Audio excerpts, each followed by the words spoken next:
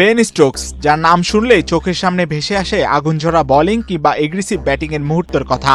যেই ক্রিকেট মাঠে তিনি এক যোদ্ধা, সেই মাঠ থেকেই তার লড়াইটা যেন এখন চলেছে জীবনের সঙ্গেই। ফেব্রুয়ারির এক সাধারণ দিনের মতোই শুরু হয়েছিল সবকিছু। তরুণ ক্রিকেটারদের শেখাচ্ছিলেন Gold's Gym across 30 plus countries with over 700 plus locations worldwide. Train anywhere, belong everywhere. ভবিষ্যতের ইংল্যান্ডের তারকা গড়ার স্বপ্নে ব্যস্ত ছিলেন, কিন্তু সেদিন হঠাৎ একটি বল সোজা এসে আঘাত করে তার মুখে। সেই এক মুহূর্ত যা বদলে দিতে পারত তার পুরো জীবন। কয়েক ইঞ্চি এদিক ওদিক হলেই হয়তো আজকের এই গল্পটাই লেখা হতো না। এ নিয়ে বেন নিজের কথাতেই জানিয়েছেন, আর একটু এদিক ওদিক হলেই হয়তো আমি আজ বেঁচে থাকতাম না। সেদিনের বলের আঘাতে তার চোখের নিচে গালের হাড় ভেঙে গিয়েছিল।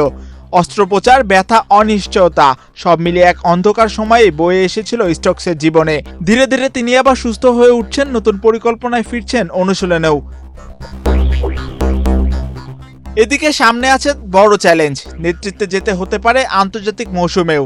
অ্যাশেজেরও হতাশা পেছনে ফেলে নতুন করে ঘুরে দাঁড়ানোর সংকল্প নিয়েছেন। সর্বশেষ ইংল্যান্ড অ্যান্ড ওয়েলস ক্রিকেট বোর্ডকে দেয়া এক ইন্টারভিউতে এমনটাই জানিয়েছেন তিনি। এর আগে 2025 সালের জুলাই মাসে তিনি হ্যামস্ট্রিং ইনজুরির কারণে সমস্যায় পড়েছিলেন, তবে এবারে ইনজুরিটা সম্পূর্ণ আলাদা। কদিন আগে এই দুর্ঘটনার কথা বলতে গিয়ে স্টোক বলেছিলেন, ডারহামের হয়ে মৌসুমের শুরুতে খেলতে চেয়েছিলাম, কিন্তু চোট আমাকে প্রায় 1 মাস পিছিয়ে দিয়েছে। এখন নতুন করে পরিকল্পনা করতে হচ্ছে, যাতে টেস্ট মৌসুম শুরু করার আগে কিছু ম্যাচ খেলে নিজেকে প্রস্তুত করতে পারি।